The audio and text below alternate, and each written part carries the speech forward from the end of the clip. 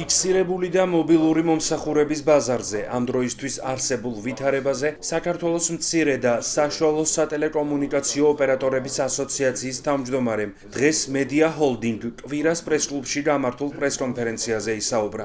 უჩასზე თური მათთიკომის მიერ დაინტერესებული კომპანიებისთვის ქსელზე დაშვების პირობების გამოქვეყნებას გამოეხმაურა. მან განმარტა რას ცვლის ეს ბაზარზე და როგორ შეიძლება მომსახურების ხარისხზე აისახოს.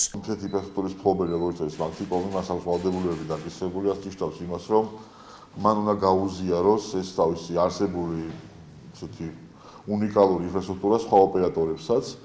და სწორედ ბიზნესის ამაში მდგომარეობდა კომისიის, როდესაც ეს ორი რეგულაცია შემოვიღეთ ჩვენ წინა წელს, რომ პირობები ყოფილიყო განსაზღვრული, რომელსაც მოხდებოდა დაშვება ამ ქსელთან, როგორც მობილურ ქსელთან, ასევე ფიქსირებულ ქსელთან.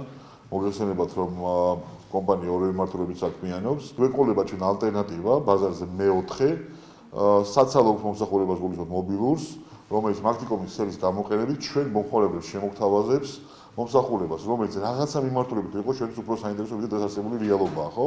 შეიძლება ეს იყოს დაუშვათ მესიჯები იყოს უფრო იაფი ვიდრე დაუშვათ დღეს შემოთავაზებული გვაქვს რომელიმე ოპერატორების მხრიდან, ან მობილური იყოს, რა ვიცი, ან ინტერნეტი იყოს იაფი უფრო, ან რა ვიცი, აგიხართ, ხმოვანი მომსახურება იყოს უფრო კარგი, უფრო ხელმისაწვდომი ან საინტერესო და მომხმარებლებზე მორგებული.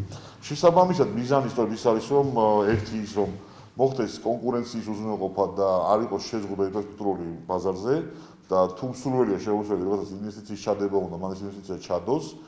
და მეორე მხრივ ის რომ ალტერნატივა გაჩნდეს, რა თქმა უნდა, მომხმარებლებისთვის ეს არის პირველადი ამოცანა კომისიისას, იმიტომ რეგულირდება ეს ბაზარიც, რომ ჩვენ ვიყოთ მომხმარებლები დაცული ალტერნატივებისგან და ახლა მოგეხსენება თუ იქნება ორი ან მეტი მობილური ოპერატორი, ეს ნიშნავს მეტ კონკურენციას, მეტ ალტერნატივას ჩვენთვის.